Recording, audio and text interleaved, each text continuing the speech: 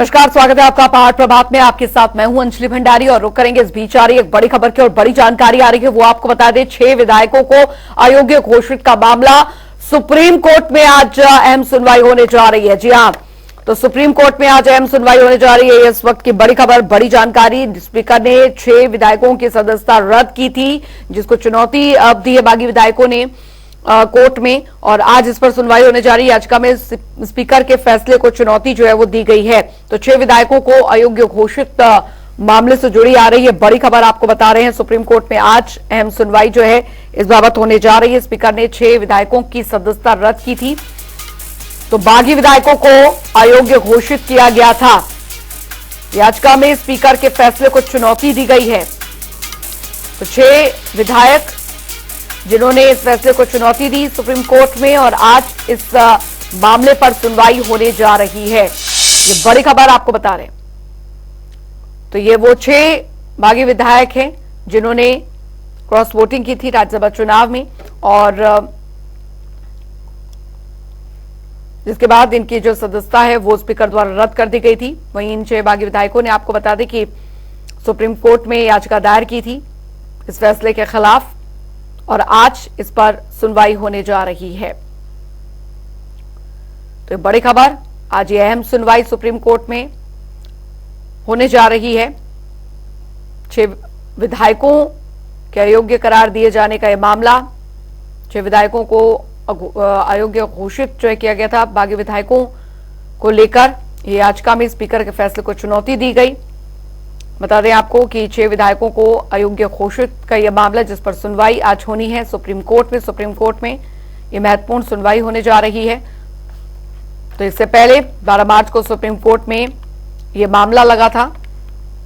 विधानसभा speaker ने 6 विधायकों को की जो सदस्यता है वो रद्द की थी, बागी विधायकों को अयोग्य घोषित किया था। याचिका में स्पीकर के फैसले को चुनौती दी गई है। बागी नेताओं को सदस्यता जाने पर स्टे की उम्मीद है।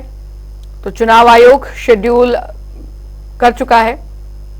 चुनाव आयोग जो है वो विधानसभा उपचुनाव जो है वो शेड्यूल कर चुका है, लेकिन अब सबकी जो निगाहें हैं वो सुप्रीम कोर्ट के फैसले पर टिकी हुई हैं। आज ये बेहद महत्वपूर्ण यहां पर रहने वाला है।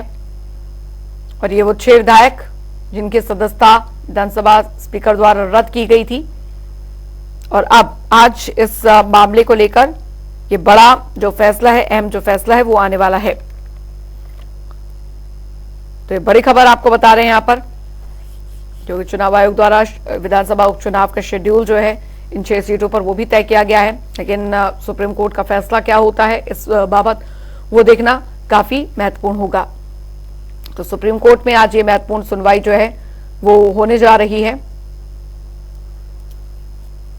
6 विधायकों ने, दरअसल बताया जा रहा है कि अब स्पीकर के फैसले के खिलाफ याचिका दायर की थी, जिस पर आज सुप्रीम कोर्ट में सुनवाई। तो सुप्रीम कोर्ट में आज होगी सुनवाई। इससे पहले 12 मार्च को सुप्रीम कोर्ट में यह मामला जो है लगा था। स्पीकर ने 6 विधायकों की सदस्यता रद्द की थी। ये बड़ी खबर, बागी विधायकों को अयोग्य जो है वो घोषित किया था। तो याचिका में स्पीकर के फैसले को चुनौती जो है वो सुप्रीम कोर्ट में दी गई है। बागी नेताओं को सदस्यता जाने पर स्टे की अब सुप्रीम कोर्ट से उम्मीद जरूर है। इलेक्शन कमीशन जो है विधानसभा उपचुनाव को लेकर शेड्यूल कर चुका है। तो सुप्रीम कोर्ट में आज ये अहम सुनवाई होने जा रही है। ये अहम सुनवाई, इससे पहले 12 मार्च को सुप्रीम कोर्ट में मामला लगा था। रॉबिन शर्मा संवाददाता हमारे साथ जुड़ गए हैं ज्यादा जानकारी के साथ। अब रॉबिन, इन 6 बागी विधायकों को लेकर जो याचिका इन्होंने दायर की थी स्पीकर के फैसले के खिलाफ सुप्रीम कोर्ट में, उसमें आज अहम सुनवाई होने जा रही है।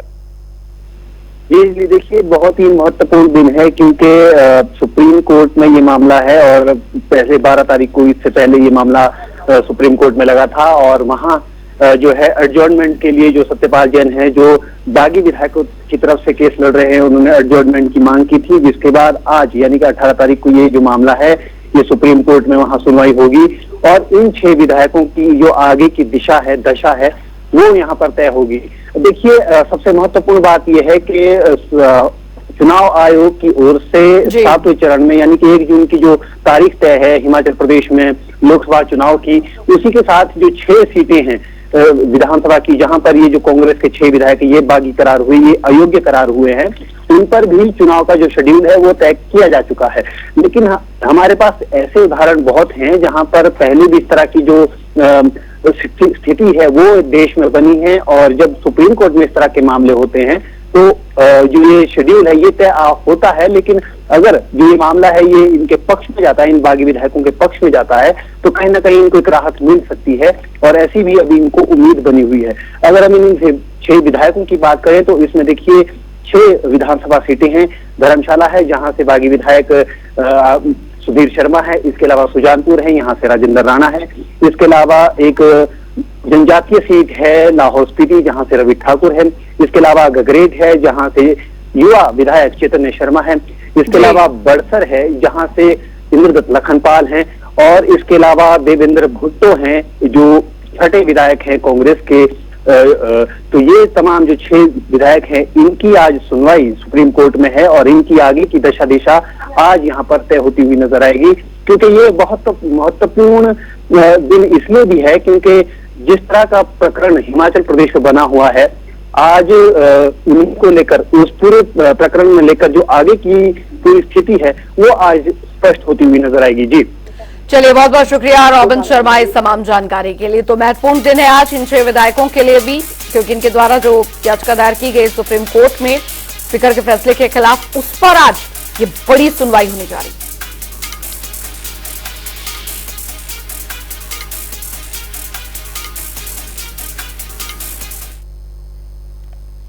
चलिए खबरों में आगे बढ़ेंगे। तो लोकसभा चुनाव का बिगुल बज चुका है। चुनाव आयोग ने लोकसभा चुनाव की तारीखों का ऐलान कर दिया है। हिमाचल प्रदेश की 4 लोकसभा सीटों के साथ साथ 6 विधानसभा सीटों पर भी उपचुनाव होने हैं, जिसकी तारीख 1 जून तय कर दी गई है, जिसके बाद से प्रदेश में सियासी पारा हाई है। इसी बीच मुख्यमंत्री सुखविंदर सिंह सुक्खू के मीडिया सलाहकार नरेश चौहान ने कहा है कि कांग्रेस पार्टी लोकसभा और विधानसभा के उपचुनाव के लिए पूरी तरह से तैयार है। और इन्होंने नेता प्रतिपक्ष जयराम ठाकुर पर भी निशाना साधा। उन्होंने बीजेपी पर एजेंसियों के दबाव और धनबल के प्रयोग से सरकार गिराने का काम करने का भी गंभीर आरोप लगा दिया।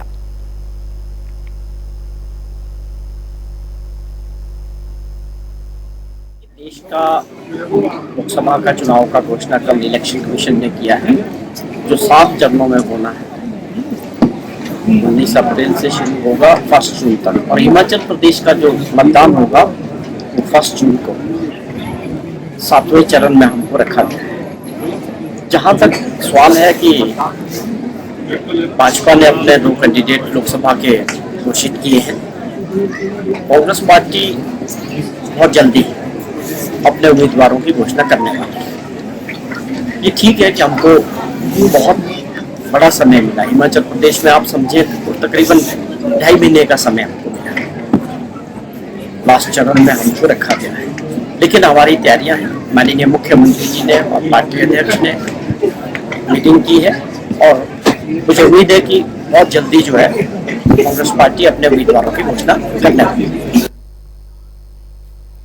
उधर आपको बता दें कि पूर्व केंद्र सरकार के विरोध में दरअसल कांग्रेसी कार्यकर्ताओं ने सोलन के ओल्ड पीडब्ल्यूडी रेस्ट हाउस में ओल्ड बस स्टैंड तक मशाल जुलूस निकालकर अपना रोष व्यक्त किया। इस दौरान स्वास्थ्य मंत्री ने बीजेपी पर निशाना साधते हुए कहा कि जिस पार्टी को राज्य की जनता ने 15 महीने पहले खारिज कर दिया था, वे अपनी हार पचा नहीं पाई और अब धनबल के जरिए सत्ता हथियाने का प्रयास कर रही है।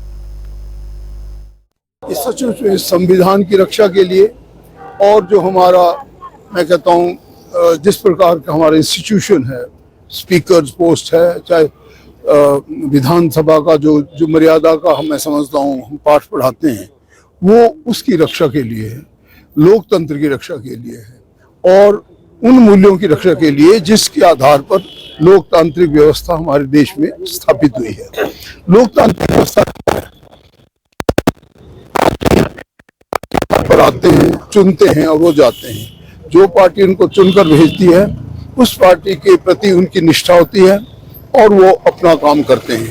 परंतु कभी कभी हमारी विपक्षी पार्टियां उस निष्ठा को तोड़ने का प्रयास करती हैं और रैंक एंड फाइल को तोड़कर, जैसे आपने देखा हमारी राज्यसभा की सीट के लिए जो कुछ हुआ वो कोई मर्यादापूर्ण काम नहीं है। उधर सोलन के उपायुक्त मनमोहन शर्मा ने दरअसल प्रेस वार्ता का आयोजन किया। इस मौके पर एडीसी अजय यादव विशेष रूप से उपस्थित रहे। मनमोहन शर्मा ने चुनावों से जुड़ी महत्वपूर्ण जानकारी दी। उन्होंने बताया कि जिला सोलन में दरअसल जो मतदाता हैं इस बार अपने वोट डाल पाएंगे और जिनमें से 6 जो मतदाता थर्ड जेंडर के शामिल हैं। वहीं उन्होंने बताया कि जिला सोलन में 592 पोलिंग स्टेशन स्थापित किए जाएंगे और साथ ही साथ उन्होंने बताया कि जिले में 42 संवेदनशील पोलिंग स्टेशन हैं जिन पर सुरक्षा के पुख्ता प्रबंध किए गए हुए हैं। और जो आप चाह रहे जानकारी 3293 लोग दिव्यांग है और नहीं 4001 दिव्यांग है, 2393 वोटर्स 85 साल से ऊपर के हैं और 40 वोटर्स 100 साल से ऊपर के हैं। तो इनके लिए जो दिव्यांग है और जो 85 साल से ऊपर उम्र के जो मतदाता है उनके लिए विशेष प्रोविजन इस बार किया गया है कि वो अपने घर से भी मतदान कर सकते हैं। बीएलओ से संपर्क करें और एक फॉर्म भरें और उनको ये सुविधा इस बार प्रदान की जाएगी। पहले ये उम्र 80 वर्ष थी, इस बार बढ़ाकर ये 85 वर्ष कर दी गई है। ये एक बहुत महत्वपूर्ण एक अमेंडमेंट अभी हुई है ताकि सभी लोगों को मालूम हो कि 85 साल से ऊपर के मतदाता ही घर से मतदान कर पाएंगे। अभी वोट बनेंगे? हाँ, अभी वोट बनते रहेंगे। नॉमिनेशन की आखिरी तारीख तक वोट बनते रहेंगे। अब करेक्शन और डिलीशन नहीं होगी। शिमला में बीजेपी ने सरकार के खिलाफ मोर्चा खोल दिया है। उन्होंने कहा है कि लोकसभा चुनाव की तारीखों के ऐलान के बाद से पूरे देश में आचार संहिता लागू हो चुकी है। वहीं जो झूठी गारंटी पूरा करने वाला झूठा फॉर्म पूरे प्रदेश में घूम रहा है, जिसके माध्यम से कांग्रेस नेताओं के दावे से महिलाओं को 1500 रुपए प्रति महीने मिलने जा रहे हैं, उसके ऊपर मुख्यमंत्री सुखविंदर सिंह सुक्खू और पूर्व प्रधानमंत्री इंदिरा गांधी का फोटो लगा हुआ है। इस योजना का नाम भी सरकार की तरफ से स्वीकृत कर दिया गया है। इस फॉर्म को कांग्रेस पार्टी को तुरंत प्रभाव से वापस लेना होगा, नहीं तो बीजेपी इसके खिलाफ आंदोलन करेगी।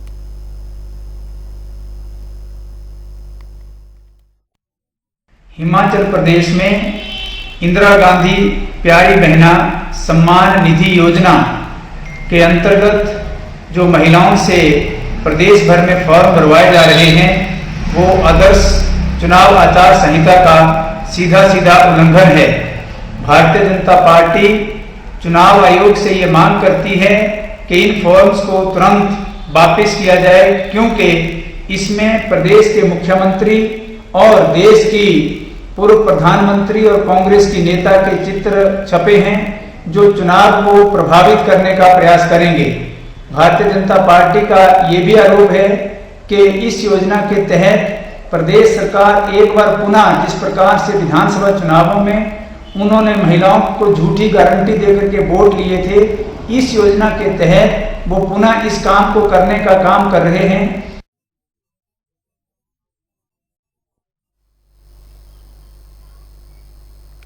उधर हिमाचल प्रदेश के मुख्य चुनाव अधिकारी अमरीश गर्ग ने कहा है कि हिमाचल प्रदेश में 7 मई को चुनाव की अधिसूचना जारी की जाएगी। उन्होंने कहा कि प्रदेश में 14 मई नामांकन भरने की आखिरी तारीख होगी। इसके अलावा 17 मई को हिमाचल प्रदेश में नामांकन वापस लेने की आखिरी तारीख होगी। वहीं 1 जून को हिमाचल प्रदेश में मतदान दिवस होगा और 4 जून को देश भर में एक साथ चुनाव के परिणाम घोषित किए जाएंगे। हिमाचल प्रदेश की 4 लोकसभा सीटों पर चुनाव के लिए 7,990 मतदान केंद्र चिन्हित किए गए हैं। तो वहीं उन्होंने बताया कि पिछले चुनाव के मुकाबले 267 मतदान केंद्र बने हैं। साथ ही प्रदेश में 1 अप्रैल 2024 तक 18 वर्ष की आयु पूरी कर चुके युवा भी मतदान में हिस्सा ले सकेंगे। चुनाव आयोग का प्रश्न है, उन्होंने बड़ा स्पष्ट कहा कि हमारा जो लक्ष्य है इस चुनाव को कराने का, उसमें सबसे पहले तो नो रीपोल, तो हमारे यहाँ तो वैसे ही ट्रेडिशन नहीं रहा है, तो हमारा तो लक्ष्य है कि नो एरर, 0 एरर इलेक्शंस होने चाहिए। उसके अलावा अगला है नो इंड्यूसमेंट, तो 0 इंड्यूसमेंट फ्री इलेक्शंस होने चाहिए। और थर्ड ऑब्जेक्टिव है 0 violence, no violence free elections होने चाहिए, विच we are fortunate that we have a rich tradition of having 0 violence elections and no campaign clutter, जो campaign के समय जिस तरह की बातें आनी नहीं चाहिए और उसको कैसे अवॉइड करना है उसके ऊपर रहेगा जोर।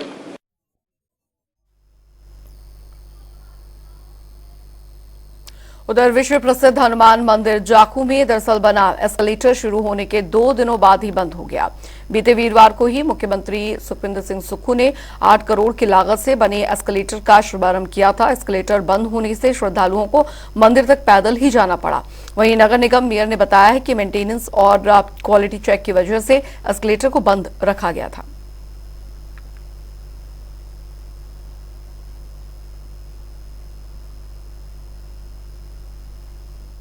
मुझे आज सुबह इनका फ़ोन आया था, जो कंपनी इसको रन कर रही है। इन्होंने आज इनका ट्रायल बेस था, ट्रायल वीकली इनका एक सिस्टम होता है ट्रायल करने का, और उन्होंने मुझे सूचित किया था इस बारे में कि आज का दिन हम इसको नहीं चला पाएंगे और कल से दोबारा से शुरू होगा ये। उसका जो सुबह मुझे सूचना दी थी इन्होंने, तो आज का दिन इन्होंने अपना ट्रायल और वो करते हैं। कोई ना कोई इसमें टेक्निकली रूटीन वर्क होता है इनका, हफ्ते में 10 दिन में ये करते हैं। तो आज मुझे सुबह इन्होंने सूचित किया था कि आज का दिन हम नहीं चलाएंगे, इसलिए मैंने कहा था कि आप आज का दिन होगा। बोले कल से हम दोबारा से शुरू करें। उधर बिलासपुर में दरअसल राज्य स्तरीय नलवाड़ी मेले का आयोजन किया गया है और इस भव्य शोभा यात्रा का शुभारंभ पारंपरिक वाद्य यंत्रों, ढोल, नगाड़ों की थाप पर शुरू हुआ। डीसी मंडी राकेल कालू ने इस कार्यक्रम में बतौर मुख्य अतिथि शिरकत की और इस अवसर पर सांस्कृतिक कार्यक्रमों का भी आयोजन किया गया। 135 वर्षों से चले आ रहे राज्य स्तरीय नलवाड़ी मेले का आज लक्ष्मी नारायण मंदिर से शोभा यात्रा निकालकर लुलू में डिवीजन कमिश्नर मंडी राकेश कोहली ने खुंटा गाड़ कर विधिवत रूप से इसका शुभारंभ किया है।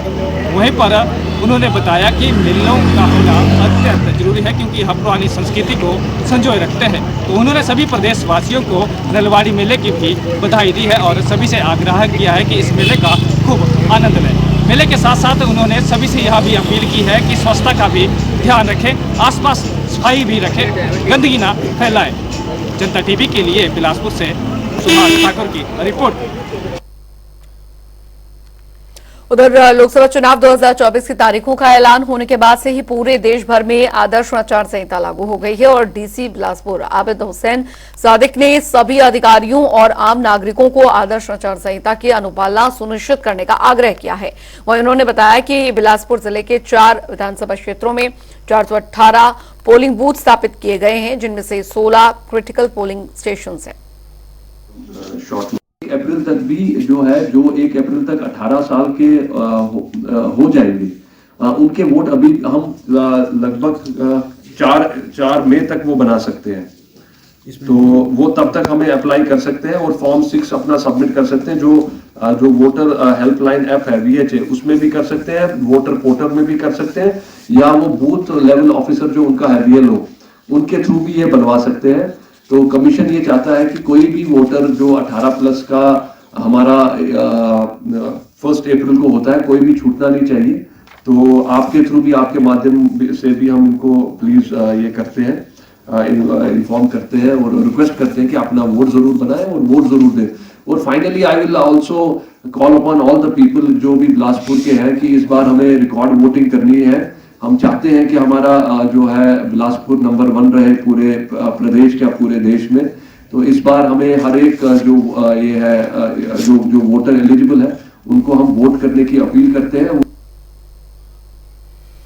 उधर लोकसभा चुनाव की तैयारियों में दरअसल बीजेपी की तैयारियां जोरों पर हैं और बीजेपी लोकसभा चुनाव के लिए अपना चुनावी घोषणा पत्र जनता की राय के अनुसार तैयार करेगी, जिसमें जनता की राय जानने के लिए एक नंबर भी जारी किया गया है, जिस पर कि कॉल करने के बाद लोग अपनी राय जो है और मुद्दे बता सकते हैं। चुनावों को लेकर बीजेपी कार्यकर्ताओं ने सोलन मॉल रोड पर सुझाव पेटिका रखी और संकल्प पत्र के लिए शहरवासियों से सुझाव मांगे। क्या कार्यक्रम है? हमारा कार्यक्रम पूरे देश भर में चल रहा है। विकसित भारत संकल्प पत्र सुझाव आमंत्रित किए जा रहे हैं। इस अभियान के दौरान पूरे देश भर में हर मंडल में 5-5 सुझाव पेटियां दी गई हैं और उन पेटियों से आमजन से सुझाव लिए जा रहे हैं। इसी तरह से हमारे 3 माध्यमों से सुझाव जो हैं वो लोगों से आमंत्रित कर रहे हैं। पहला है कि वो अपने सुझाव कागज के ऊपर लिख करके इस पेटी के अंदर डालेंगे। दूसरा, हमारा एक मिस्ड कॉल है, नंबर है 909090242024। इस नंबर के ऊपर अगर हम मिस्ड कॉल देते हैं तो उसमें भी हमें एक ऑडियो आता है और उस ऑडियो के माध्यम से भी हम अपने सुझाव उसमें दे सकते हैं। और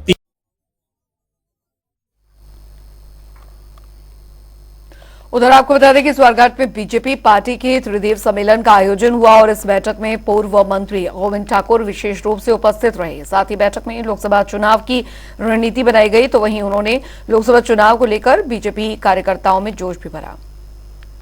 तो उसके दिन रविवार लोकतंत्र का महापर्व घोषित हो चुका है और हिमाचल प्रदेश का लोकसभा का चुनाव 1 जून को होगा।